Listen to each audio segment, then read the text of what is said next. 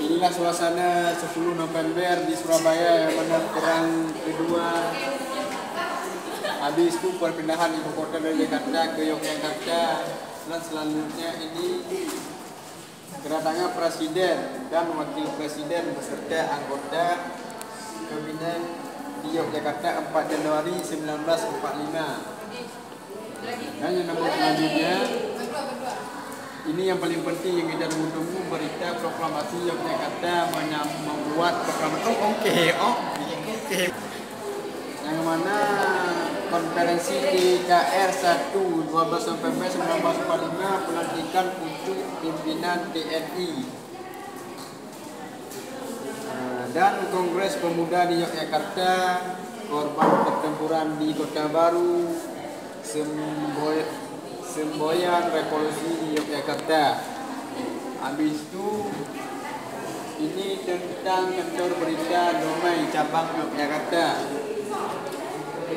Di kantor ini bangunan tersebut dipergunakan sebagai gedung perpustakaan daerah Yogyakarta pada sore hari 12 Agustus 1945, di mana Ki Hajar Dewantara saat bersepeda berkeliling kota Yogyakarta bersama para mahasiswa sekolah dan mahasiswa dalam menyambut proklamasi kemerdekaan Indonesia. Dan selanjutnya inilah kita tengok pahlawan kita yang dulu, lukisan Ki Hajar Dewantara, yang mana beliau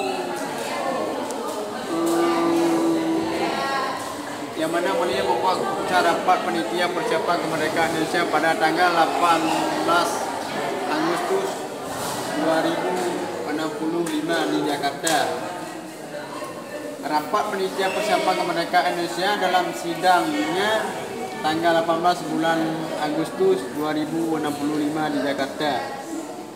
Dan selanjutnya inilah kantor berita Damai cabang Yogyakarta sekarang menjadi gedung perpustakaan daerah Yogyakarta. Sebab dari itu, berita proklamasi, respon peristiwa proklamasi, rapat raksasa di lapangan Ikada itu singkatan para pemuda yang bergabung dalam komite dan aktif mempersiapkan rapat raksasa Ikada pada 19 September 1945. Menurut pemuda, meski berita kemerdekaan sudah menyebar, namun percaya rakyat kepada pemerintah Republik Indonesia. Yang ini presiden kita, Presiden Soekarno-Hatta beserta anggota kabinet lainnya memasuki lapangan Ikada. Sebelumnya para pemuda menjemput presiden yang sedang melakukan rapat kabinet. Dan selanjutnya pengawalan terhadap presiden kita saat memasuki lapangan Ikada.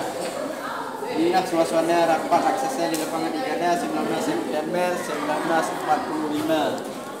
Yang mana kata-kata beliau, inilah Indonesia merdeka, awal dari sebuah era globalisasi. Selanjutnya pada 2 September 1945 Presiden melantik kabinet pertama yang bertugas untuk membantu pemerintah, presiden dan wakil presiden. Pertama dipimpin oleh Presiden Soekarno dan susunan 12 departemen dan 4 kementerian negara.